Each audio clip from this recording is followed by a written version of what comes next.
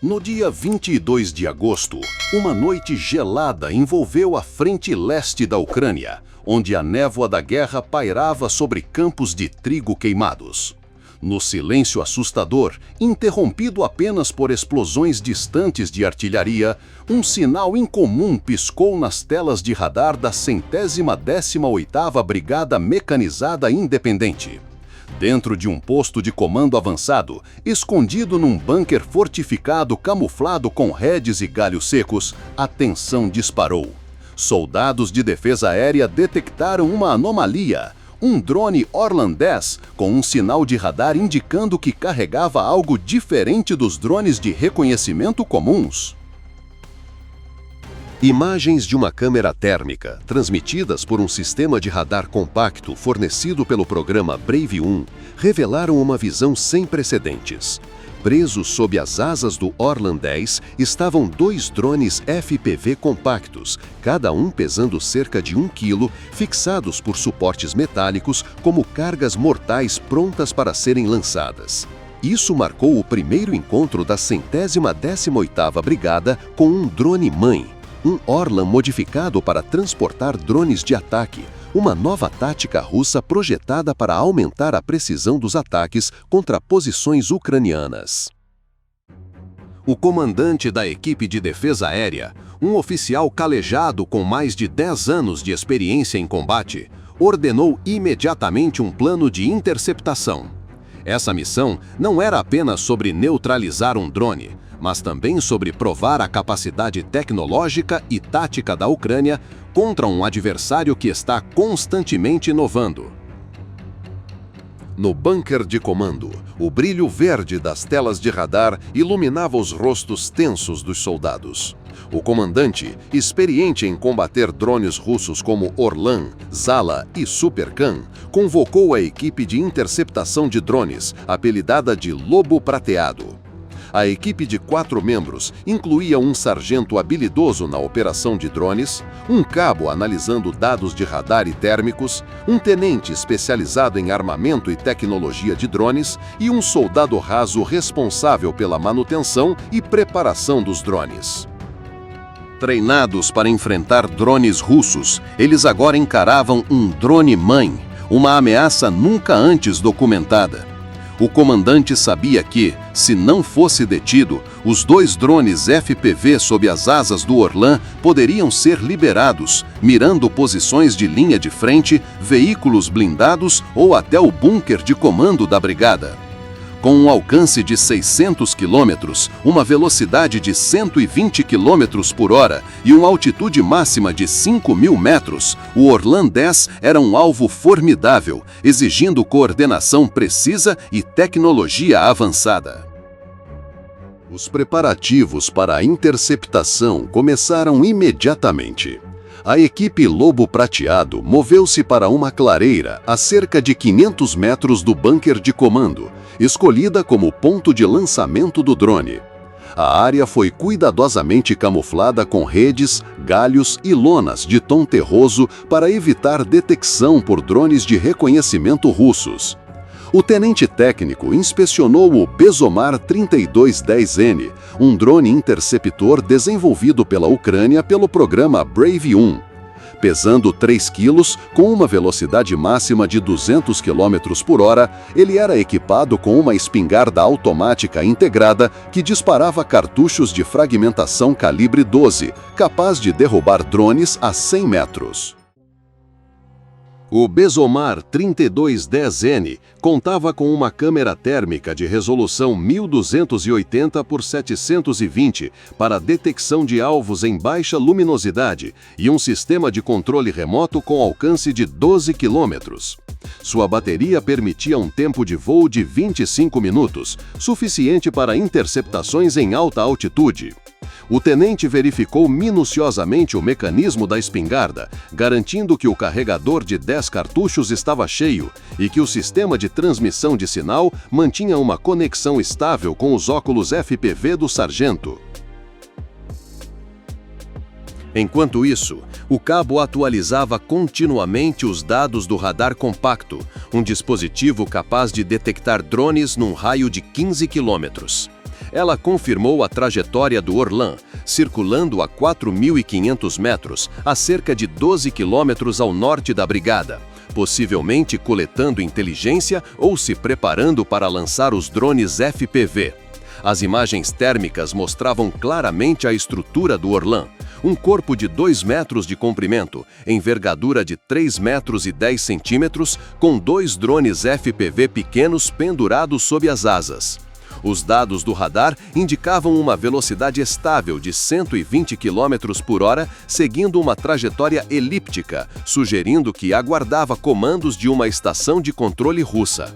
O cabo transmitiu as coordenadas do alvo por um sistema de comunicação criptografado para evitar interceptação russa. O sargento, que já havia derrubado mais de 20 drones russos, colocou os óculos FPV e verificou a conexão com o Bezomar 3210N.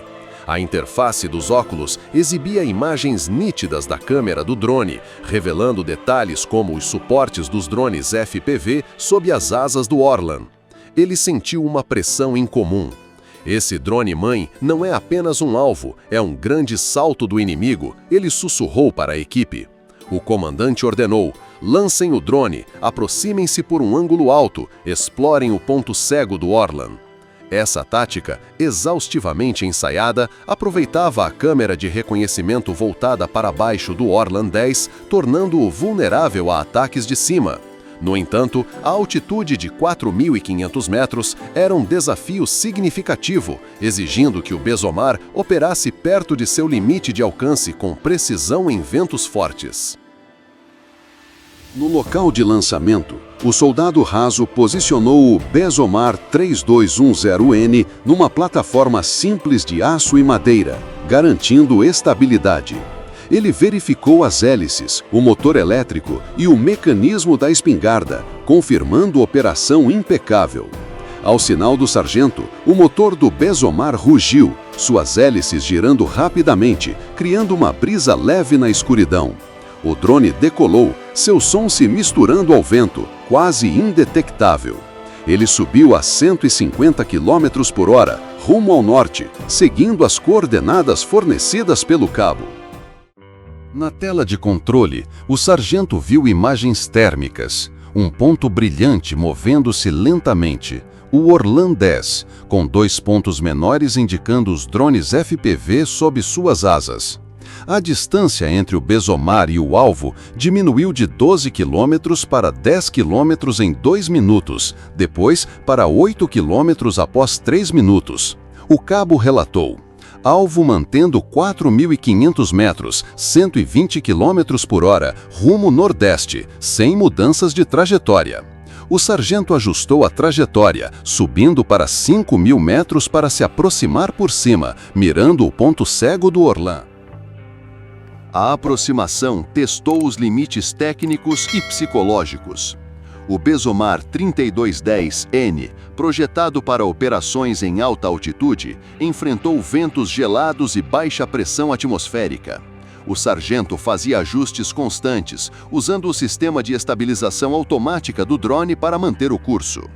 Ventos a 5.000 metros sopravam a 30 km por hora, causando leves vibrações na estrutura do drone. Com experiência, o sargento manteve foco absoluto, olhos fixos nos óculos FPV. A 6 quilômetros, as imagens térmicas ficaram mais nítidas. O Orlan 10 parecia um pássaro predador, seu corpo leve de compósito deslizando na escuridão, com o motor traseiro emitindo uma forte assinatura térmica.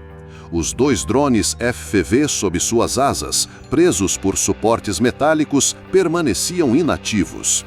O sargento reconheceu que o tempo era crítico.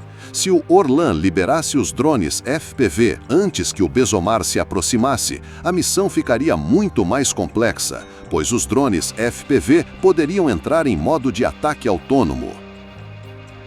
A 4 quilômetros, o sargento acelerou o Bezomar para 180 km por hora, sacrificando bateria por velocidade para reduzir a distância.